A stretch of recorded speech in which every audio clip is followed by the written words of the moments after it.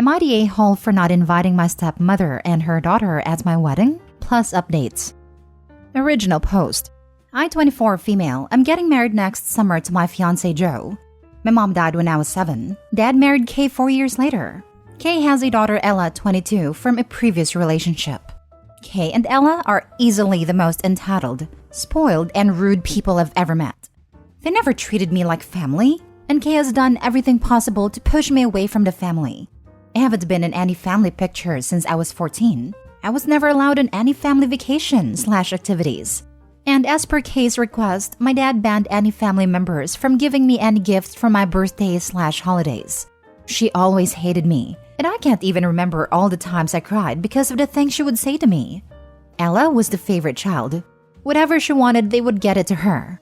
Me? I had to work if I wanted something. School supplies? Work for them. My clothes don't fit me anymore. Work for new clothes. Ella liked to break my stuff too, and I would be grounded because I got mad at her. My last straw was when she cut all pictures I had of Mom. Dad found me crying, and when I showed him the pictures, he told me to let it go. I packed a bag and went to stay with my grandparents. I was 17. Dad never came for me, never called or texted me either. He reached out to me when I was 20, apologized, and said he wanted to reconnect.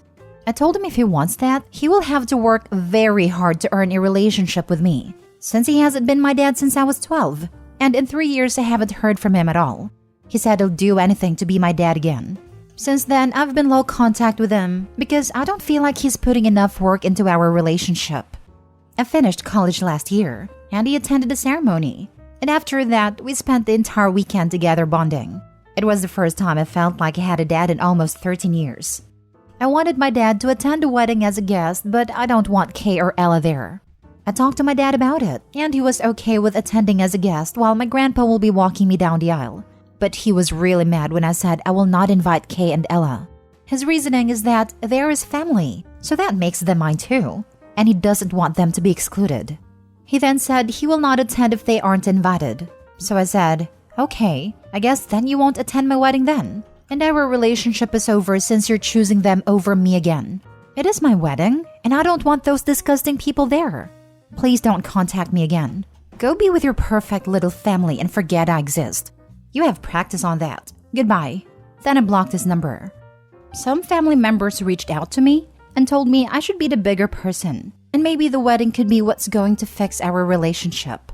My grandparents said that it's my big day, and that I shouldn't have people that make me uncomfortable there. Joe and his parents agree that I shouldn't invite people that hurt me just because they are legally considered family. So, am I the a-hole? Now for the top comments before reading the updates. Not the a-hole. Your wedding should be one of your happiest days of your life. Your father made his choice. You don't always need to be the bigger person anyway. But they're not even really asking you to do that. They're asking you to be a pushover and let your father and his wife and her child get their way. That's not being the bigger person, and you're so much better off without them. Opie, I hope you have a beautiful wedding, stress-free, and embrace your new family. I never understand be the bigger person. No, what's in it for me? It's always almost said to the person who has zero wrongdoing in a situation as well. Opie didn't get any birthday or Christmas presents for years, just because stepmom didn't want it to happen and threw a fit, which is only one of the many things stepmom did. And yet somehow Opie's still supposed to be the bigger person. Do that as a 24-year-old, instead of the people who are adults and have been adults for decades. Ugh. Not the a-hole. Your grandparents are right. They've done nothing to deserve being invited, and why sacrifice your own happiness on your wedding day for them?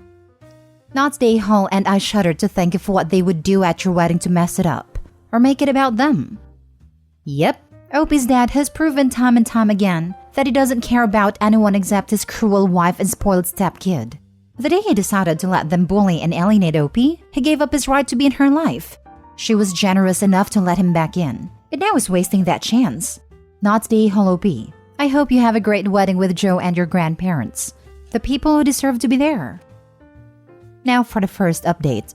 The situation has blown out of proportions.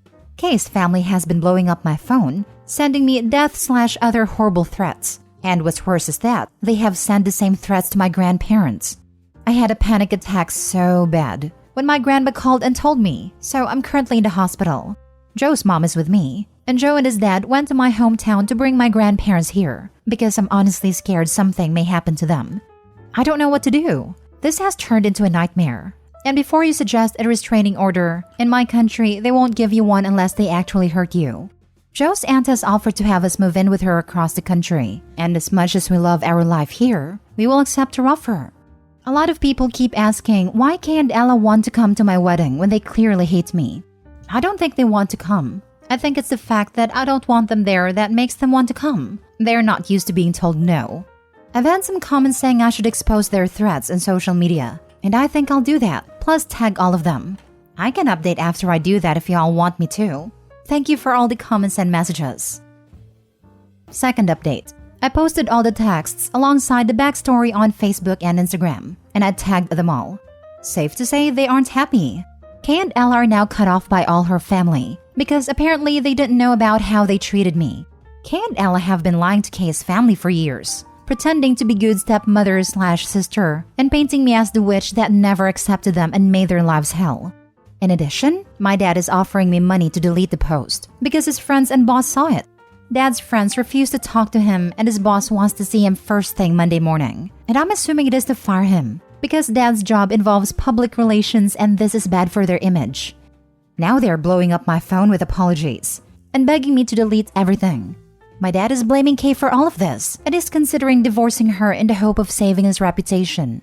On another note, we accepted Joe's aunt's offer to move in with her and we are thinking of making the move to Aunt's city permanent. Because honestly, I'm in love with this place and we may even get better paying jobs here.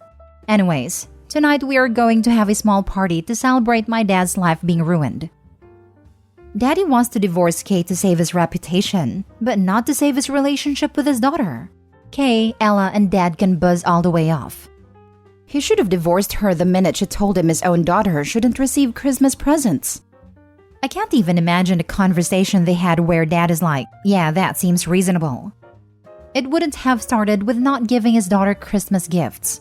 It would have been a chain of favoring his wife and stepdaughter, until by the time they got to Christmas gifts, his daughter was already alienated, and he could not go along. But then he was only left with an angry, alienated daughter when his wife and stepdaughter leave. Abusers don't start off big. It sucks in both victims and neighbors. Each step was just a bit worse than the last. Until he wasn't just enabling. He was a perpetrator too. At any point, he could have chosen his daughter, but he didn't. That is the really sad point. He could have any point done the right thing. If he had and worked for forgiveness, his daughter likely would have. But he would lose his wife and stepdaughter. Now he is choosing money and loneliness, and that choice isn't likely to save his money. He deserves all the consequences that are about to crash down on him. Most victims don't get to see the consequences crash down on their perps. I understand Opie's stepmom's and stepsister's family were lied to about how awful she was. But who sends such horrible threats to someone and their grandparents? The lies they were told have nothing to do with them being incredibly messed up people. For some reason, some people get bolder on the internet. Either because it's anonymous or because they become part of a mob. They get bolder and more confident posting and saying horrible things they'd never say out loud outside of the internet. These people have not received a short, sharp smack in the mouth with a hard fist and believe they are immune from this traditional repercussion of acting like an a-hole. Next story. Am I the a-hole for refusing to give up my dog for my dad's fiancé and her son? I'm really upset about this right now. I'm 17 female and my parents divorced when I was 12. It was really rough. They pretty much hate each other and still have trouble doing anything together when I'm concerned. I try not to talk about them to each other and just keep things separate. All the fighting and chaos was hard on me and was affecting my mood and schoolwork when it was all going down. So my dad felt bad and let me have a dog to help me feel better. Someone nearby had Malamute puppies, so I picked out one and his name is Tycho, and he's my best friend. Even on the weeks I'm with my mom, I stop by after school every day to take him to the dog park to play and get his cuddles in. I love this dog. My dad started dating Melanie a few years ago. I don't really connect with her. We're just really different. And she's way too touchy. But she makes my dad happy, so whatever. Her son Ben, 9 male, is autistic and needs a lot of accommodations. He gets really upset and has meltdowns when things change or are done differently. He's also really scared of Tycho, even though as far as I know, Tycho's never done anything to scare him. He's a really laid-back and well-behaved dog. Dad and Melanie recently got engaged, and they want to go ahead and move her and Ben in so that they can get rid of their apartment and save money. My dad told me about it and said that since Ben is afraid of Tycho and needs a stable environment at home, Tycho is going to have to go somewhere else. My mom's townhouse doesn't have a room for him, and my grandparents aren't in good enough health to look after a big dog. So we have to rehome him. I admit I didn't take it very well, and we had a big fight.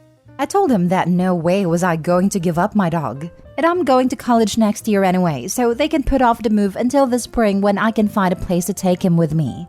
My dad says they need to do the move over the holidays, and Ben is more important than a dog.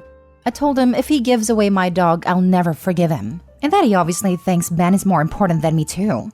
My dad is mad because I'm making this a choice between me and his fiancé basically. Melanie's having second thoughts about the engagement since I don't want to live with them. My mom is mad at my dad, and they're fighting again. And I'm afraid to leave Tycho alone because he might not be there when I get back. My aunt says I'm being childish and that my dad deserves to be happy. Am I the a-hole? Now for the top comments. Not the a-hole. Your dad shouldn't have given you a dog to take it away later. However, you also need to be prepared. It isn't easy to find a place to take a large dog. If your plan is to bring him with you, you need to be working and saving money. You will likely need to rent a house or a room in a house where they let you have him. And you'll have vet bills to cover, food, etc. Agree, this is sad. But Opie should be prepared that it is going to be very, very difficult as a college student to find a place big enough for such a large dog. Yes, I have a cat and people even struggle to find rentals with them. Unfortunately, Dad likely got the dog to keep them coming over, but didn't seem to be committed to keeping the dog. Not the a-hole. I usually side with parents. But rehoming your dog because he can't wait 6 months to move his girlfriend into the house? Seems like he is choosing his girlfriend over his child, and that's a huge no-no. Melanie's son does have a right to feel safe in his own home, but that does not include forcing you to get rid of your dog. That's just not a legitimate thought to have. Maybe Melanie should have second thoughts about your dad. I like this comment because there's many good points to it. Why was it the dog and a compromise conversation happened before? Oh, there was a conversation between Melanie and Opie's dad. It went, "You'll get rid of the dog, won't you?" Yes, dear. Last story. Am I the a-hole for telling my dad he and his new kid can get lost? I, 14 female, have 3 siblings, 12 female, 11 male, 9 female. My dad also found out that he has another kid, 15 female, from before he met my mom. He and my mom got married fast. His new kid moved in, and my dad made me share a room with my 12-year-old sister so his new kid could have her own room. Something important to the story is that my dad has a temper. He would never hit us or anything, but he yells and it's scary. My mom has talked to him about it, making it hard for us to talk to him or be around him sometimes, and he always said he'd work on it, but never did. I moved in with my mom as they're divorced because I didn't want to share my room, and all of my dad's attention was on the new kid too. My dad and I still texted and called a few days a week. He then asked me to come over because he had something he wanted to tell me and he wanted it to be in person. When I got there, he told me that he started therapy, parenting classes, and an anger management thing. And he wanted to let me know, because me and him used to butt heads the most. I asked why he chose to do it now, and he said he's doing it for his new kid but still expected me to be happy about it. Like we've been telling him to figure out how to control his temper for years, and now he's only doing it for his new kid. I told my dad he and his new kid could get lost, and I went back to my mom's house. My mom was waiting in the car the entire time. I haven't talked to him since, but he's still calling and texting me. My mom thinks I should be happy that he's finally working on getting better, even if the new kid was the reason, and that maybe I should give him a chance. But I don't want to. Am I the a-hole for what I said? Not the a-hole. What he thought he said. I'm getting better. You should be happy and praise me. What you heard, / he actually said, I'm getting better finally because of my other child. You weren't worth getting better for, but she is. But you should be happy and give me a cookie anyway. Tell him that. Tell him he just flat out told you his other child was worth doing the work to get better for. But you weren't, and that hurts. And that just furthers his psychologically harmful behavior towards you. Also, if he honestly wants to get better, he needs to work on his relationship with all of his kids specifically, and not just the new kid, and expect the other kids to be happy slightly less horrible. Y'all definitely need family therapy on top of individual therapy. There is a good place quote that applies to this directly. If my father is truly changed, then that means he was always capable of change. But I just wasn't worth changing for. Was thinking of that exact quote while reading this. I get that people are complicated and sometimes it's not as simple as you weren't worth it. It might be more like I wasn't at the point where I could see what I had to do. But the feeling is still perfectly valid, and the people who weren't worth it aren't obligated to maintain a relationship with a person, even though they're changing now. Yup, usually when we need to make a serious change about ourselves, we start putting in the work when the pain of not changing becomes more than the pain of changing. But this just tells me the dad cares more about a surprise kid than Opie and his other kids. And I know why. His family has been stuck with him for years. Sure, Opie's mom divorced him, but the kids were basically still stuck being around him and his problems. He didn't have anything to worry about then, because they didn't have anywhere to go. Surprise kid does. Surprise kid didn't grow up hating what he does, but ultimately having to accept being around him anyway. Surprise kid can leave. Surprise kid isn't invested, and that scares him. He's now looking down the barrel of honest-to-God consequences for his behavior and refusal to change. So now he's trying to get right real fast in an effort to present himself in a better way than he has before.